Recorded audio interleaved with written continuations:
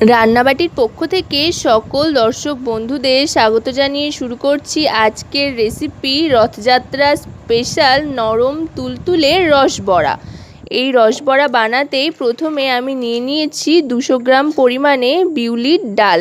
এটাকে মোটামুটি 4 থেকে 5 ঘন্টা ভিজিয়ে রাখতে হবে। তারপরে মিক্সার গ্রাইন্ডারে নিয়ে নিচ্ছি পেস্ট করে নেওয়ার জন্য।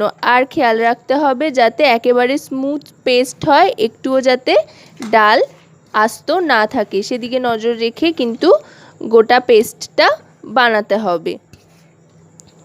আর সামান্য একটু জলও এর মধ্যে নিয়ে নিতে হবে যাতে পেস্টটা একটু পাতলা হয়, একেবারে যাতে শক্ত না হয়ে যায় বড়াটা, সেই জন্য কিন্তু সামান্য একটু জলের ব্যবহার আমি এখানে করছি।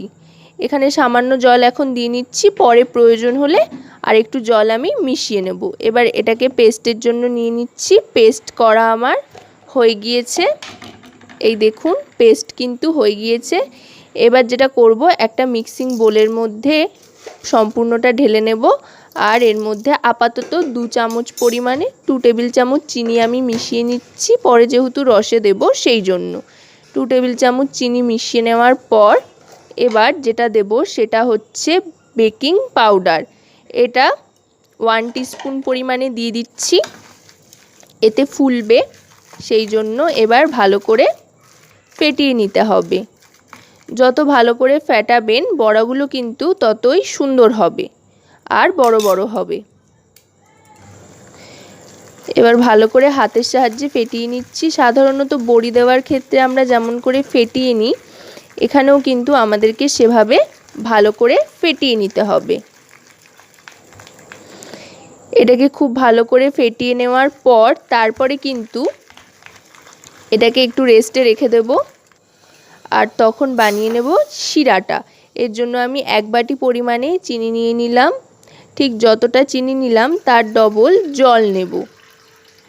এই পরিমাণেই কিন্তু চিনি আর জলের ব্যবহারটা করতে হবে, তাহলেই ঠিকঠাক কনসিস্টেন্সি থাকবে। আপনারা যদি শিরার পরিমাণটা আরও বাড়ান তাহলে চিনি যতটা নেবেন ঠিক তার ডবল জল নেবেন। এবার শিরাটা ফুটতে শুরু করলে এর মধ্যে দিয়ে দিচ্ছি এলাচ, এতে খুব সুন্দর একটা গন্ধ আসবে।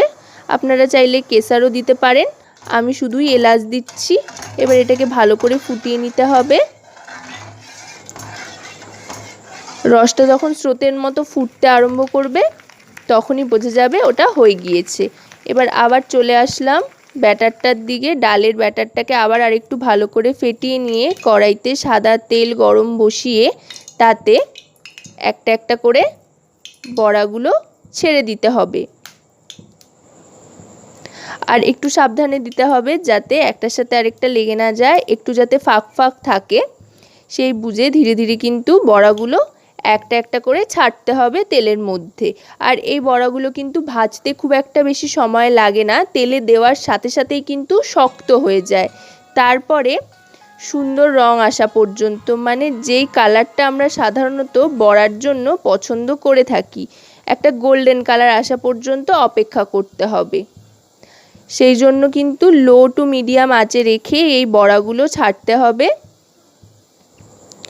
গ্যাসের আঁচটা বাড়িয়ে দেবেন না, তাহলে কিন্তু বড়াগুলো ঝট করে পুড়ে উঠতে পারে। এবার আস্তে আস্তে ভেজে নিচ্ছি সবকটা বড়া। 1 থেকে 1.5 মিনিট পর্যন্ত সময় নিয়ে বড়াগুলো ভাজতে হবে। একটা দিকের রং কিন্তু মোটামুটি চলে এসছে, পুরোটাই এরকম রং আসা পর্যন্ত উল্টে পাল্টে সব দিক দিয়ে কিন্তু ভেজে নিতে হবে। পুরোটা এরকম রং যখন চলে আসবে গোল্ডেন কালার, তখন ছান্তার সাহায্যে তেলটা ছেঁকে নিয়ে তুলতে হবে আস্তে করে। আর পাশে রাখা যে রসের পাত্রটা রয়েছে তার মধ্যে ছেড়ে দিতে হবে। এইভাবে আমি প্রত্যেকটা বড়া ভেজে নেব।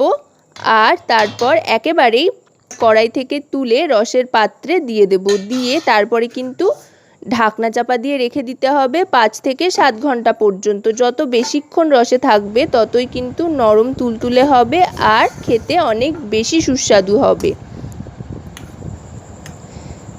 দেখুন বড়াগুলো কিন্তু আগের থেকে সাইজে একটু বড় হয়ে গিয়েছে রসে চুবে। এবার এগুলো আমি একটা একটা করে সার্ভ করছি।